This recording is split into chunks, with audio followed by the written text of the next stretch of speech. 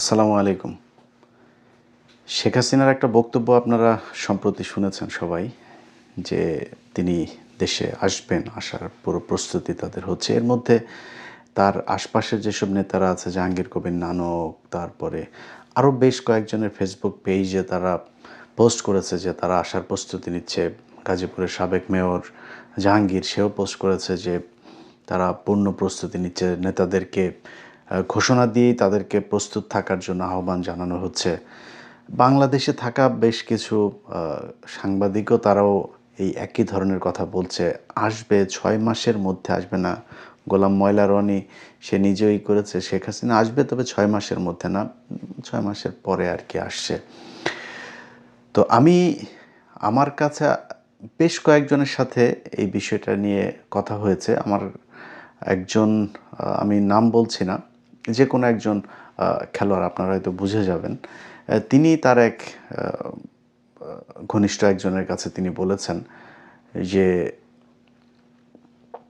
হঠাৎ করে তিনি আওয়ামী লীগের প্রতি এত মানে প্রকাশ্যে আওয়ামী লীগের কথা বলছেন কেন, যে তিনি আওয়ামী লীগ করেন। আপনারা জানেন যে কে বলেছেন।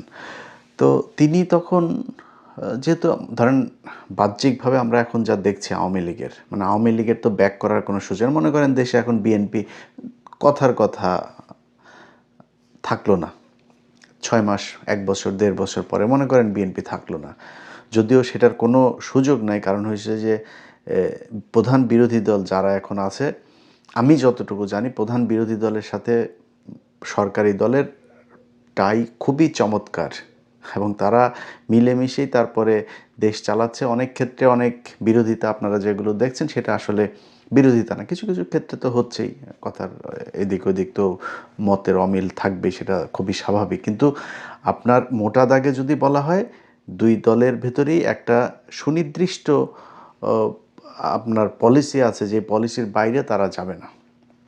অতএব বিএনপিকে সরানোর সুযোগ প্রধান বিরোধী দল যেহেতু সেটা চায় না, সো অন্য কেউ এসে তারপরে এই মুহূর্তে একটা আন্দোলন করে বা বিশাল কিছু করে তারপরে বিএনপি ক্ষমতা থেকে চলে যাবে, এই সুযোগটা আমার মনে হয় নাই। তো সেই ক্ষেত্রে মনে করেন কথার কথা বিএনপি থাকবে না ৬ মাস, ১ বছর, ১.৫ বছর পরে, তাহলে হোয়াট ইজ নেক্সট? আপনার কি মনে হয় যে এই আওয়ামী লীগ তারপরে ক্ষমতায় আসবে, বিএনপি মনে করেন চলে গেল, বা বিএনপি বললো যে আমরা আরেকটা নির্বাচন দিব, দেশের অর্থনৈতিক অবস্থা মিলায় আমরা খুব একটা ভালো শেপে নাই, আমরা একটা গণভোট দিলাম বা আরেকটা নির্বাচন দিলাম, দিয়ে তারপরে তারা একটা কিছু করলো। অথবা কথার কথা মনে করেন যে সেনা শাসন আসলো, অন্য কিছু আসলো, তারাও যদি এসে আওয়ামী লীগকে এখন ক্ষমতায় বসাইতে চায়, বাংলাদেশের মানুষ কি সেটা মেনে নেবে? অনেক বিরোধিতা আছে। মনে করেন আমি ডক্টর ইউনূসের অনেক কিছুতে আমি খুবই কষ্ট পেয়েছি, ও খুবই তাকে আমরা সবাই চেয়েছি ৫ বছর, ১০ বছর, ২০ বছর সে থাক। আমি নিজে বলেছি, কয়েকবার বলেছি। সেই ব্যক্তি শেষ সময় পর্যন্ত এসে যত দিন যাচ্ছিল তত মনে হচ্ছিল যে এই কাজগুলো হচ্ছে না। ধরেন বিডিআরের মানুষগুলো এখন পর্যন্ত, সেই বিডিআরের লোকগুলো জেলখানায় কেন? আলেমদের অনেকে এখন পর্যন্ত জেলখানায় কেন? এই কাজগুলোতে সে শেষ করে দিয়ে যায় নাই। অতএব এগুলো যত দিন যাচ্ছিল তার প্রতি আমাদের মানে আস্থা তত বেশি সংকট তৈরি হচ্ছিল। তো এই কাজগুলো হচ্ছিল। তারপরেও মনে করেন ডক্টর ইউনূসের সাথে আমি তারে পছন্দ করি না এখন। কিন্তু শেখ হাসিনার প্রশ্নে কি ডক্টর ইউনূস আর আমার মধ্যে কোনো পার্থক্য আছে? আমি একই জিনিস চাই। আমি বিএনপির এখন অনেক কিছু দেখতে পারি না, বাট বিএনপি জামাতের মনে করেন অনেক কিছু দেখতে পারে না, কিন্তু শেখ হাসিনার প্রশ্নে বাংলাদেশের মানুষ এক, এটা কিন্তু আপনাকে আবার বুঝতে হবে। এনসিপি যত কিছুই করুক, যত ধান্দাবাজি চান্দাবাজি যত কিছুই করুক, পাছার চামড়া যে লাল হয়ে যাবে যদি আসে আপনার এই আওয়ামী লীগ ব্যাক করে, সেটা কিন্তু তারা ঠিকই বোঝে। অতএব এরকম কোনো কিছু হলে সবাই এক হয়ে যাবে। সো সেই সুযোগটা নাই। তারপরেও কিছু একটা হচ্ছে, যে কারণে সব দিক থেকে আওয়াজটা একই রকম হচ্ছে।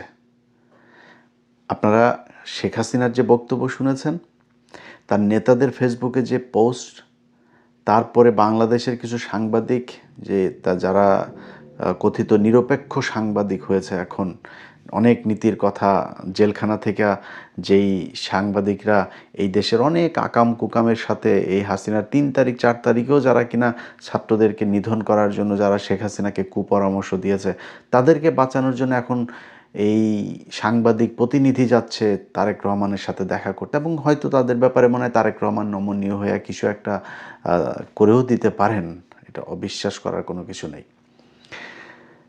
অন্যদিকে যারা বিচারক আছেন বা অ্যাটর্নি জেনারেল সহ আরও এই সরকারের যত চেয়ারগুলো আছে এই আইন মন্ত্রণালয়টা দেখার বা জামিন টামিনগুলো দেখার, এরা তো এদের মতো মানে এরা নিজের মারেও বেচা দিতে পারবে। বাংলাদেশের যে বিচারক, এরকম অনেক বিচারক আছে, অনেক ভালো মানুষ, তাদেরকে সম্মান জানাই, বাট এই দেশে অনেক বিচারক আছে ওর মারেও বেচা দিতে পারবে। এরা মানুষের জীবন নিয়ে খেলা করে। এই যে আজকে এই যে রাইসা নাকি একটা মেয়ের ব্যাপারে শুনছেন না, আমি এটা নিয়ে খুব বড় কিছু মনে করি না, এটা খুব স্বাভাবিক। এই মেয়েটা দেখতে একটু কিউট, একটু ভাল লাগছে দেখতে, সুন্দরী একটা মেয়ে, এটার কারণে অনেকের অনেক মায়া লাগছে। ভাই বাংলাদেশের প্রতিদিন এরকম মারা যাচ্ছে, রেপ টেপ এরকম প্রতিদিনই এগুলো চলছে। এখন এর প্রতি আমরা আলাদা একটা ভালোবাসা দেখাচ্ছি, এই ভালোবাসা আবার বেশি দিন থাকবে না। যেই দেশের মানুষরে কি একটা বের হয়েছে না, ওই যে রাগ করলা না কি একটা, এইটা দিয়া যে দেশের মানুষরে ব্যস্ত রাখা যায়, এবং মানে কি একটা কথা বললো রাগ করলা, এটা সারা দেশে সবাই এটা নিয়ে পাগল। আরে এটা কি হইলো, ওটা কি মানে এটা নিয়ে বলার এত আলোচনা করার কি হইলো? এই দেশের মানুষ এত বড় হালা, মানে কি বলবো, এটার আর কোনো সংজ্ঞায় আপনি সংজ্ঞায়িত করতে পারবেন না এই দেশের মানুষের নীতি নৈতিকতা বিবেক বোধ এগুলোকে। এরা এখন রাগ কল্লা নিয়ে পড়ে আছে সবাই। এরকম এই রাইসার মতো এরকম ঘটনা বাংলাদেশে বহু ঘটেছে, এই নিকট অতীতেও ঘটেছে। মাঝখানে ইউনূস সরকারের সময়ও ঘটনা ঘটলো না, ৯০ দিনের মধ্যে ইউনূস বিচার করে দেওয়া যাবে, এই আসিফ নজরুল বলেছে, আসিফ নজরুল বিচার করে দিয়ে গিয়েছে। এই দেশের আদালতের ভেতরে বসে বিচারকরা ঘুষ খায়, সেই দেশে কোনো কিছু হবে না। এই ঘটনাগুলো আপনি ৩ দিনে করেন, ৪ দিনে করেন, ১০ দিনে করেন, ২০ দিনে করেন বিচার, ভাই বিচার আপনি করেন, যা যা দরকার বিচার প্রক্রিয়া শেষ করতে সব করেন, কিন্তু বিচার যেটা সেটাই হইতে হবে, এটা এই দেশে হয় না। বিশ্বাস করেন, আমার আল্লাহ আমাকে মেয়ে দেন নাই, বাট আমার খুব শখ, মেয়ের খুব শখ আমার। আমার শেষ ছেলেটা যখন আমার মানে 4 মাস না 5 মাস পরে ডাক্তার যখন বলল আমার ওয়াইফকে যে ছেলে হবে, তখন আমি রুম থেকে বের হয়ে গিয়েছিলাম। আমি ওদিন সারাদিন আমার ওয়াইফের সাথে কথা বলি নাই, মানে আমি চেয়েছিলাম যে আল্লাহ একটা মেয়ে দিক। এখন চাই না, একদম সত্যি কথা চাই না। চারিদিকের এই অবস্থা দেখে এখন আমি আর চাই না আল্লাহ যেন মেয়ে না দেন। কারণ আজকে যেই মেয়েটা মারা গিয়েছে, এই মেয়েটার মতো এরকম অসংখ্য মেয়ে কালকে হবে, পরশু হবে, 1 বছর পরে হবে, 2 বছর পরে হইতেই থাকবে, চলতেই থাকবে। বিচার আজকে আপনি যেটা নিয়ে আলোচনায় আছেন, এটার বিচার মানে শেষ প্রক্রিয়া পর্যন্ত আমরা এই আলোচনায় থাকি না, এটা খোঁজও রাখি না। এর আগের ঘটনাটা দেখেন, এই রাইসার আগের ঘটনা যেটা ছিল সেটার খোঁজ আমরা রাখি, এর খোঁজও আমরা রাখবো না। 2 দিন পরে থাকবে না এটার খোঁজ, আরেকটা ঘটনা ঘটবে, সেই ঘটনায় আমরা হারায় যাব। এটা নিয়ে ওইদিকে, আরে ভাই আওয়ামী লীগের লোকজন যারা কিনা জুলাই আগস্টে এতগুলো মানুষকে মারল, সেই মানুষগুলোরে আমরা এখন সব নাকি পত্রিকায় নিউজ হয়, কাকে নাকি কে নাকি কি ব্রেন টিউমারে মারা গিয়েছে, তাকে জুলাই যোদ্ধা হিসাবে শহীদ হিসাবে দেখানো হয়েছে, ওইটাই খালি খবর। এই দেশে 1400 মানুষ মারে নাই এরা জুলাই আগস্টে, সব মিথ্যা কথা। আমরা এই যে যা দেখেছিলাম একদম সরাসরি বন্দুক টন্দুক নিয়ে যা যা করছে, পুলিশ নিজে বলছে একটারে মারলে আরেকটা সরে না, সব মিথ্যা কথা। অথচ তারা আলোচনায় নিয়ে এসেছে ওইটা। আওয়ামী লীগের লোকজনরা তারা এখন ধুমায়া সবাই জামিন টাকা মাল, বিচারক পর্যন্ত মাল দিতে পারলে সব ছেড়ে দিচ্ছে। যদি বিচারক নাও দেয়, তার উপরের এক জায়গায় গেলে সেখানে মনে করেন কোনো এক মন্ত্রীরে ধরতে পারলে তারে দিয়ে দিচ্ছে, বিএনপির এক নেতারে ধরতে পারলে তার কাজ হয়ে যাচ্ছে। কোনো বিচার কোনো কিছু এই দেশে নাই। যেই দেশের এজলাসের মধ্যে বৈশা ব্যাগে করে, আমি নিজে দেখেছি, নিজের চোখে দেখেছি, এই একুশে টেলিভিশনের চেয়ারম্যান, তিনি যখন জেলখানায় ছিলেন, কত চেষ্টা করা হয়েছে তাকে জামিনের জন্য। জায়গা এইখানে টাকা, ওইখানে টাকা, মাল নেয়, একটাই দেয় আরেকটায় আটকায়, এই করে সেই করে, আজকে না কালকের। নিজের চোখে দেখেছি ব্যাগে করে টাকা দিতে হয়েছে তাদেরকে। বিচারকরা টাকা খায় এইভাবে। যেই দেশের এজলাসের মধ্যে বসে বিচারক টাকা খায়, ওই দেশে আপনি কিসের কোনোটারই পাবেন না, কোনোটারই বিচার পাবেন না। এটা তো নাই, কোনো বিচারই পাবেন না। তো এখন এই আওয়ামী লীগের লোকজনগুলোকে দেদারসে যেইভাবে ইয়েরে, আপনার ওর নাম কি, চিন্ময় চিন্ময় দাসের ছাড়ার জন্য পাগল হয়ে গিয়েছে। তারপরে আওয়ামী লীগের স্পিকারের ধরার 1.5 দিনের মাথায়, বাবা রে বাবা কি স্পিড! একটা জামিন আদেশ হইলে মানে আইজি প্রিজন পর্যন্ত ফোন করতে হয়েছে আমার। আইজি প্রিজন পর্যন্ত, জেল সুপার, জেলার মেলার সব টপকায় যায়, হয় না, কাজ হয় না, আইজি প্রিজনের কাছে যাইতে হয়। ডিজিএফআই চিফ, ওই বিডিআরের ডিজি, এরে ওরে ফোন করে তারপরে করতে হয়। আর 1.5 দিনের মাথায় একদম স্পেশাল কোর্ট টোট বসায়া বাবারে জামিন হয়ে গেল স্পিকার। তারে এই স্পিকার কই ছিল জানেন? স্পিকারের কোত্থেকে ধরছে এটা আর বললাম না। স্পেশাল ট্রিটমেন্ট দেওয়া তাকে রাখা হয়েছে, স্পেশাল ট্রিটমেন্ট দেওয়া এজলাস বসানো হয়েছে, তারপরে রায় দেওয়া হয়েছে, স্পেশাল ক্যাটাগরি তাকে দ্রুততার সাথে তাকে বের করে দেওয়া হয়েছে। কেন? আজকে বিএনপি যদি মনে করে যে 15 বছরের কথা তারা সব ভুলে গিয়েছে, এবং ভুলে যেয়ে তারপরে আওয়ামী লীগকে আবার পুনর্বাসিত করে তারপরে তারা শান্তিতে থাকবে। চিটাগাঙে দেখছেন না কালকে কি ঘটনা ঘটেছে? প্রতিটা তারা এখন ওই যে ইঞ্জিনিয়ার মোশাররফ, আরে শালার বেটা সারা বছর চুরি করেছে, সারাটা জীবন চুরি করেছে, চোরের বাচ্চা একটা। এই চোরের বাচ্চায় বলে ওই এই তারা হাজার হাজার মানুষের দিয়ে আওয়ামী লীগের লোক, সব তো আওয়ামী লীগের লোক বাইরে, ওই দিনের ওই জানাজাতেই দেখা গিয়েছে হাজার হাজার মানুষ, তারা এসে আবার সেখানে জয় বাংলা জয় বঙ্গবন্ধুর মিছিল করে। আওয়ামী লীগের কার্যক্রম নিষিদ্ধ না? তো নিষিদ্ধ হইলেও এখানে টেলিভিশনের সামনেই করা হয় নাই, পত্রিকার ক্যামেরাগুলোর সামনে তারা মিছিল করে নেই, ধরছেন তাদেরকে, বিচার করছেন। আপনারা উল্টা তাদেরকে ছাড়ার জন্য পাগল হয়ে গিয়েছেন আর শান্তিতে দেশ চালাবেন, এত সোজা। এইটার ফলাফল কি হয় আমি জানি না। শেখ হাসিনা কোন তাদের পরিকল্পনা কি চায়, কিভাবে তারা চিন্তা করছে যে তারা দেশে ঢুকবে, তারা আবার ফের করবে, জানি না আমি সেটা। কিন্তু আমাকে যদি জিজ্ঞেস করেন, সেই সুযোগটা নাই। বাট বিএনপি যেইভাবে দেদারছে আওয়ামী লীগকে সুযোগ করে দিচ্ছে, কয়েকটা সাংবাদিক মিলে তারপরে এখন এরা প্রতিদিন নানান ধরনের খবর দেখবেন করে, যে খবরগুলো পড়লে আপনার মনে হবে যে এই দেশে জীবনে কোনো দিন মনে হয় এই এই এই আপনার আজকে দেখলাম জেলখানায় দ্বিগুণ তিনগুণ মানুষ, দ্বিগুণ তিনগুণ মানুষ বাংলাদেশের জেলখানায় ছিল না কবে।